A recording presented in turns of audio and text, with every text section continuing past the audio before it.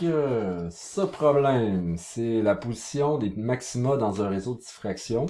Donc, on veut déterminer les angles des différents maxima qui vont être faits lors du passage d'une lumière qui a une longueur d'onde de 540 nanomètres dans un dispositif qui possède 8500 traits par centimètre, donc 850 000 traits par mètre.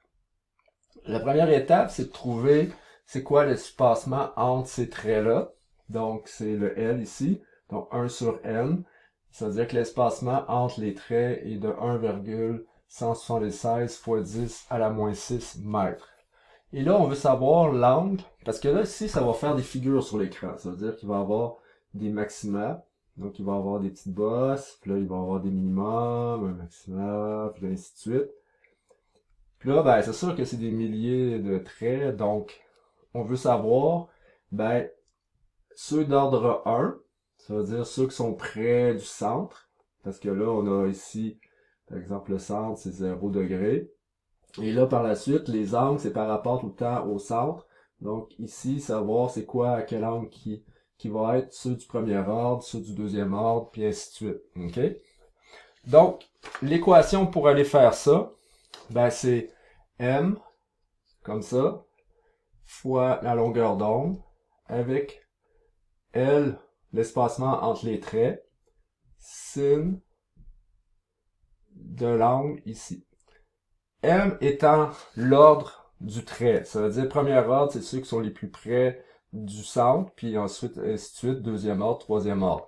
Alors, on y va avec celui du premier ordre. Donc, si on va avec l'ordre 1, comme ça. Donc, M va être égal à 1. La longueur d'onde, c'est 5,4 fois 10 à la moins 7 mètres, égal. Là, le L, c'est 1,176 fois 10 à la moins 6. Puis là, sin de l'angle pour le trait de l'ordre 1, donc le maximum d'ordre 1. On fait notre sin moins 1 parce que ça, on l'envoie de l'autre côté. Ben, ça va être dans le fond sin moins 1, donc ça va être l'angle de l'ordre 1. C'est quoi? C'est 5,4 fois 10 à la moins 7 sur ici 1,176 fois 10 à la moins 6 comme ça. Là, on trouve que l'ordre, et là, bien sûr ici, bon, on peut dire qu'il y avait deux chiffres significatifs. Ici, je l'ai écrit comme s'il y en avait trois. Mais on va y aller avec deux chiffres significatifs. Ça veut dire que le premier maxima d'ordre 1, il va se situer à 27 degrés.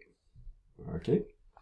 Là, maintenant, on fait celui d'ordre 2. Donc, ordre 2. Parce que là, il nous le demande pour toute la gang.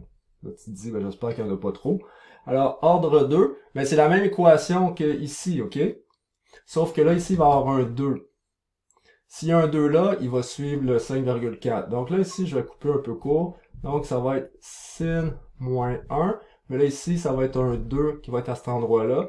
Donc, il va y avoir un 2 qui va venir multiplier le 5,4 fois 10 à la moins 7. Parce que là, on est rendu à ordre 2.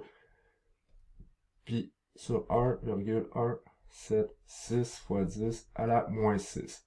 Et là, on va avoir à peu près 67 degrés. Donc là, celui d'ordre 2 il est situé, lui, à 67 degrés par rapport à la ligne de référence au centre. Et là, ben, on continue comme ça. Donc, on va voir celui d'ordre 3. Maintenant, le M, il va être 3. Donc, c'est pour ça qu'il va avoir tout d'un coup un 3 qui va venir multiplier ici. Donc, c'est le 3 qui est ici qui vient multiplier ma longueur d'onde sur 1,176. Et si tu pitonnes ça sur ta calculatrice, là maintenant, c'est que c'est un sin moins 1 impossible, parce que ce chiffre-là, il est plus gros que celui-là, donc c'est pas possible. Donc, pas possible, il n'y en a pas. Donc, il n'y a pas d'ordre 3. Ça veut dire que finalement, on a juste des traits d'ordre 1 et d'ordre 2. Ça veut dire que ordre 1, il y en a de chaque côté, ordre 2 de chaque côté, et c'est juste ça. Donc, les maximums de premier ordre sont à 27 degrés. Puis les maximums de ordre 2 sont à 67 degrés.